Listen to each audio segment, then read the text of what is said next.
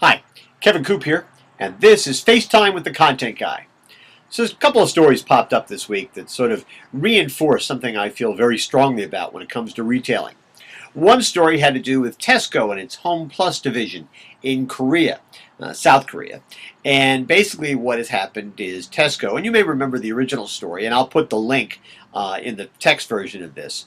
But last year, Tesco decided it was going to test a concept in the South Korea subway system by basically creating virtual stores, lining the walls with pictures of product as if it were a store, all of them with quick response codes. You can actually be in a subway station, do your shopping with a smartphone, build a basket, continue to do it as you go from station to station, then place the order with your smartphone and have the whole order show up at your home or office. And it was a really interesting idea, got a lot of play.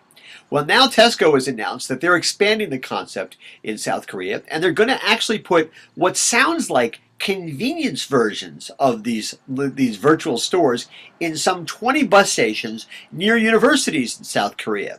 I think it's really interesting to see what they're doing, that they're kind of shrinking down the selection to a degree, and they're putting them in different kinds of locations because they want to test the outer edges of what they think this virtual shopping concept could be all about. I think it's really interesting. I think it'll be fascinating to see what happens. And they are saying now, they didn't used to say this, but they're now saying that if this continues to grow the way that it has grown in South Korea, they will consider bringing the concept to the UK. I think it's a fascinating concept.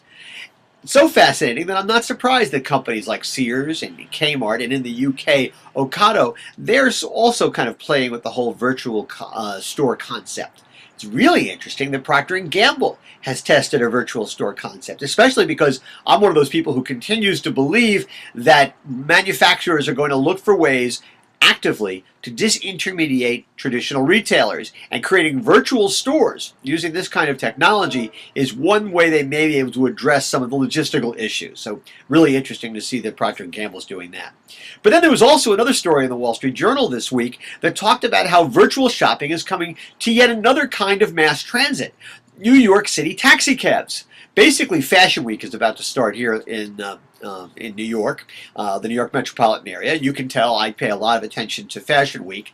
But basically, Fashion Week is coming. So taxi cabs that are in the various fashion districts in New York are going to be equipped with these special, basically, tags. And what's going to happen is if somebody's in a cab and they want to, they have the app on their phone, they will be able to order using their smartphones by swiping these tags. And folks say that this is just a test, but it's basically designed to sort of emulate some of what Tesco is doing in South Korea.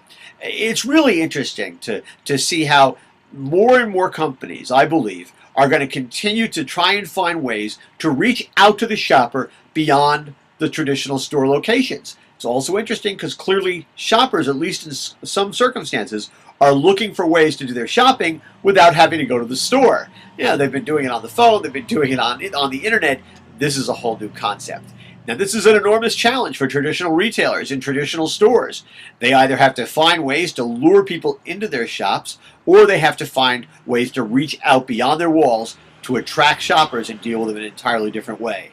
It is a big challenge, but it's also an enormously complicated, but ultimately I think it's going to be a really rewarding opportunity, and it's going to be lots of fun to watch the whole thing play out.